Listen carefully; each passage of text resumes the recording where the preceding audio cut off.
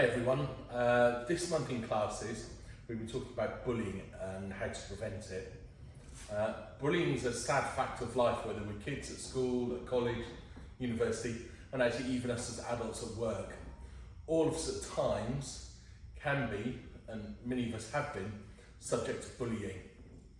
And that causes issues for us both physically and emotionally. I just want to have a talk about some of the things that we've been touching on this week, before over the next couple of weeks we move on in classes to actually looking at some of the physical self-defence stuff that we can use against bullies. The first is looking at us as individuals and how we feel. And exercise is a great way just to improve how we feel and what we feel like on a daily basis. You probably guess my go-to is actually martial arts. So if I'm happy, I do martial arts. If I'm feeling a bit grumpy, I do some Tai Chi just to calm me down, to relax me. If I'm feeling a bit sad, a bit miserable, I do some martial arts. I come and hit the bags, the pads, train with some people, and that helps me to get over however I'm feeling. And some really good exercise will just help you, help all of us, just to feel good about ourselves. Swimming, gymnastics, dance, ballet, running, football, cycling, whatever floats your boat in terms of exercise, go out and do it. Parents, take the kids out. Go out for a walk with the kids. Go do a park run. Go and walk the dog with them. Whatever you need to do some exercise. It's really hard now. The nights are coming in. It's getting colder. It's getting darker. And after this weekend, it's getting wetter and stormier. And it's harder for us to go out. But those are the nights actually we should really make the effort. Go out and do something. You will feel better for it. The second one is looking at how we perceive ourselves. And all of us tend to actually think things which aren't so good about ourselves. I'm fat, I'm old, I've got no hair, I've got this and I've got that. And gradually we weigh ourselves down with those negative self-images. And we've all got bits that we perhaps don't like about ourselves that we'd like to change a little bit, but actually we've got to think about the positives. So for me, I'm fairly active, I enjoy my life, I have a good time, I have a great family, I've got lots of great friends, I enjoy myself, I'm happy. And we have to think about those every single day.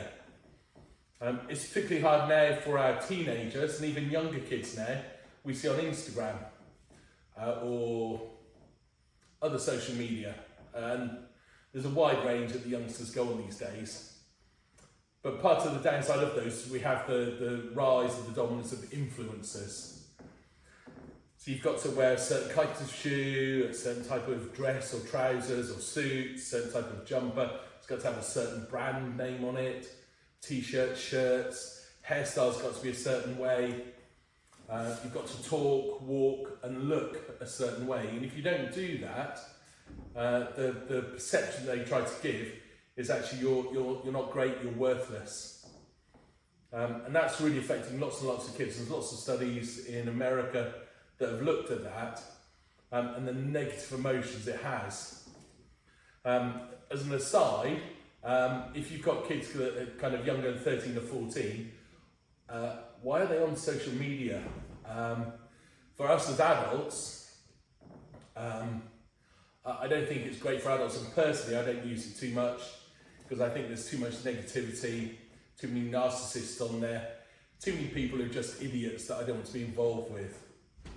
So the first thing in terms of those positive thoughts, look at yourself in the mirror, think about something nice. Say, you look great, you look good.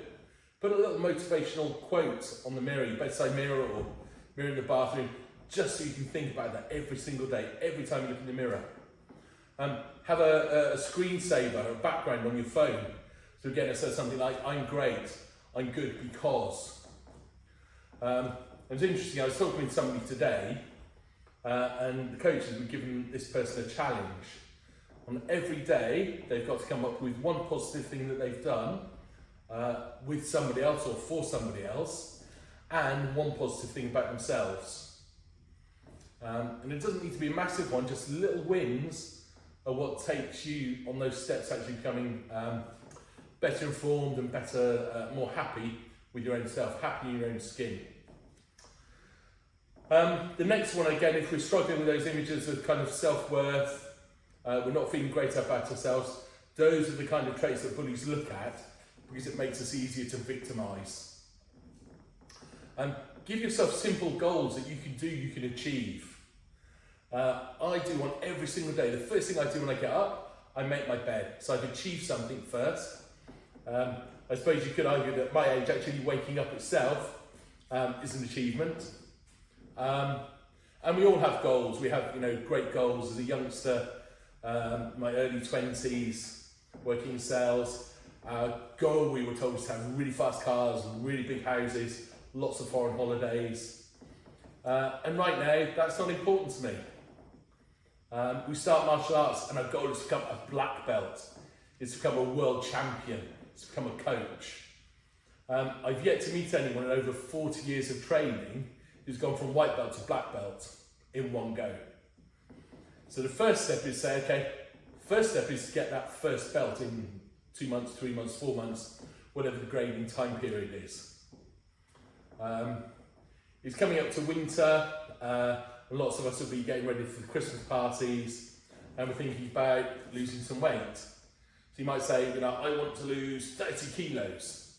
But actually, if you take a massive, great number like that, it's really hard to achieve. Break it down. This week, I want to lose a pound, half a kilo. Whatever that is, break those little things down into small chunks, small pieces that you can achieve, you can manage, you can do, and that will help you to feel better about yourselves. And do the same with your kids. If they've got to learn all the multiplication tables, start with the easy one. Do the 2 times table, 3 times, 4 times, rather than actually immediately looking at 8, 9, 10, 11, 12s. The last one is looking at us ourselves and at our appearance. And again, I'm not suggesting you go out and buy fancy clothes, designer clothes, but actually if you look good, it will help you to feel good. And sometimes that's as simple as actually having a shower, a bath, a new haircut. Maybe, if you're going out, rather than wearing the same old clothes, try a different shirt or blouse or top with the trousers or skirts, whatever you're wearing. So try different combinations. And again, look at yourself in the mirror, just take a couple of moments to brush your teeth, to make sure they're clean, there's no bits of food and stuff in your teeth. And do the same with the kids. It's really hard. I know I've got 3 kids, I've been there. You're tired, you've been out to work, you've come back from a long day, haven't washed the kids' clothes, and the next morning they go to school with bits of baked beans from dinner or some other stuff that they've got in the clothes from the day before that they haven't told you about. And again, just think about that. It's hard work for us as parents, but what do the kids feel like if they're going to school where the clothes aren't necessarily clean or tidy? Couple of other little things. Do what makes you happy. How many of us, particularly adults, get stuck in jobs that we're really unhappy with? They're not going anywhere. We're miserable because we've got bosses who are not great. They treat us badly.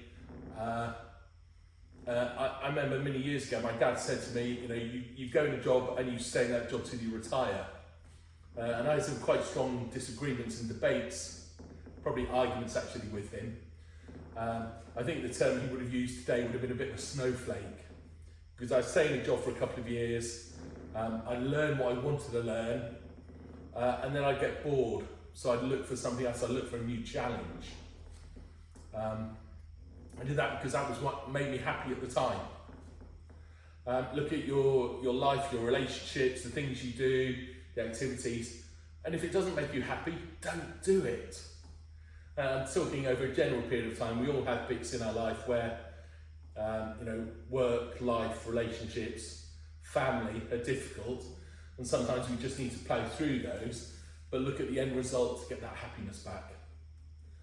And the final thing, and again, I kind of mentioned that bullies look at us because they think we're easy, we're victims.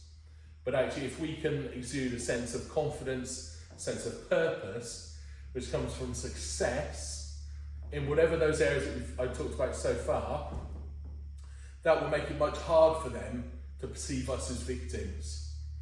And success in all walks of life, whether it's work, school, college, university, relationships, come from consistency, consistent efforts to improve what we do and improve us as a person.